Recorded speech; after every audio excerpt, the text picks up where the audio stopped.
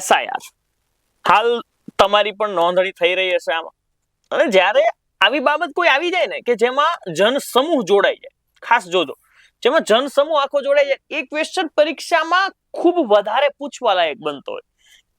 સમજ્યા? વાત કરંટની છે, પૂરી રીતે સમજવાની ટ્રાય કરી. સ્પેશિયલ ઇન્ટેન્સિવ રિવિઝન 2025 માં શરૂ કરવામાં આવ્યું. આ ખાસ જોજો, 2025 માં કરવામાં આવ્યું. 2025 માં 9મી વખત કરવામાં આવ્યું. કેટલામી વખત? 9મી વખત શરૂ થયું. 2025 માં 9મી વખત શરૂ થયું. તેની શરૂઆત SIR ની સ્પેશિયલ ઇન્ટેન્સિવ રિવિઝન ની શરૂઆત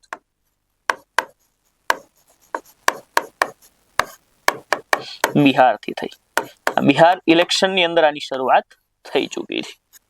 તો આ એક તમે ખાસ યાદ રાખજો.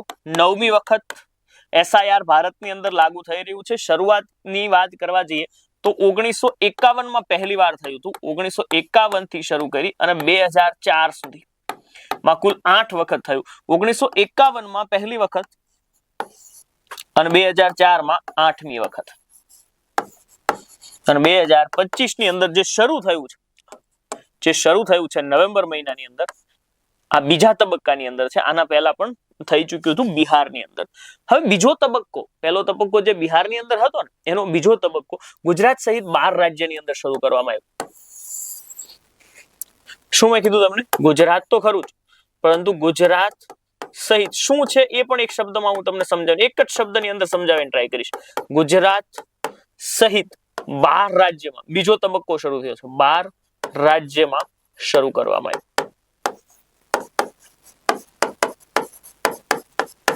આ કેટલામી વખત છે? 9મી વખત.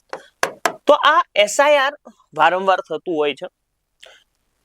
આ શા માટે કરવામાં આવે છે? તો કે ભારતના નાગરિકો કે જેમની પાસે મત આપવાની સત્તા છે એમને હકીકતમાં ઓળખવામાં આવે. ઘણી બધી વાર શું થતું હોય કે એક જ ઉમેદવાર 3-4 જગ્યાએ હોય.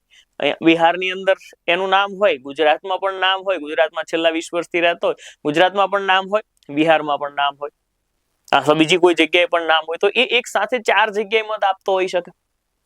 તો આવું ન થાય, આ ખોટું કહેવાય. પછી ગેરકાયદેસર ભારતની બહારના લોકો જે ભારતમાં રહી રહ્યા છે એને પણ ઓળખવાની વાત છે. તો કુલ ભારતીયો કેટલા છે કે કેટલા લોકો, કેમ કે મત આપવું એ સામાન્ય વસ્તુ છે નહીં, આપણે બનાવી દીધી છે, પરંતુ એ સામાન્ય વસ્તુ નથી. આપણે આપણી સરકારને ઓળખવા માટેનો એક અધિકાર આપ્યો છે. આપણે આપણી સરકાર પસંદ કરવાનો આપણને એક અધિકાર આપેલો છે ને. તો એટલા માટે આ SIR કરવામાં આવ્યું છે. ગુજરાત સહિત 12 રાજ્યમાં શરૂ કરવામાં આવ્યું છે. આ બીજો તબક્કો છે. તબક્કો કેટલામો છે? બીજો તબક્કો છે. પહેલા તબક્કાની શરૂઆત ક્યાં થઈ હતી? પહેલા તબક્કાની શરૂઆત ક્યાં થઈ હતી? તો કે પહેલા તબક્કાની શરૂઆત બિહારમાં થઈ હતી. બિહારમાં સફળતાપૂર્વક પૂર્ણ થયું. ઘણા બધા ખોટા ડમી ઉમેદવાર જોવા મળ્યા. મૃત્યુ પામ્યા હોય એના નામ નીકળી જાય. છેલ્લે આપણે 2002 થી 2004 માં કર્યું હતું. 2002 થી 2004 માં કર્યું હતું. એ 8મી વખત હતું સાહેબ. આ તમે ખાસ એક વખત જોઈ લેવાનું છે. Special intensive revision. અને આ કરાવે છે કોણ? આ સ્પેશિયલ ઇન્ટેન્સિવ રિવિઝન કરાવે કોણ? તો કે સાહેબ ભારતનું ચૂંટણી પંચ.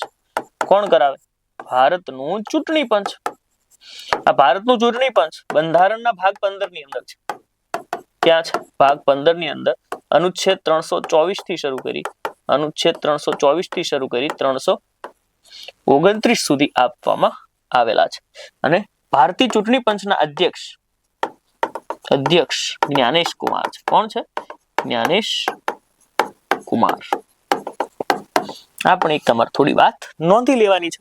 કોણ કરાવે છે? કેન્દ્રીય ચૂંટણી પંચ કરાવી રહ્યું છે મતદાતાઓને ઓળખવા માટે.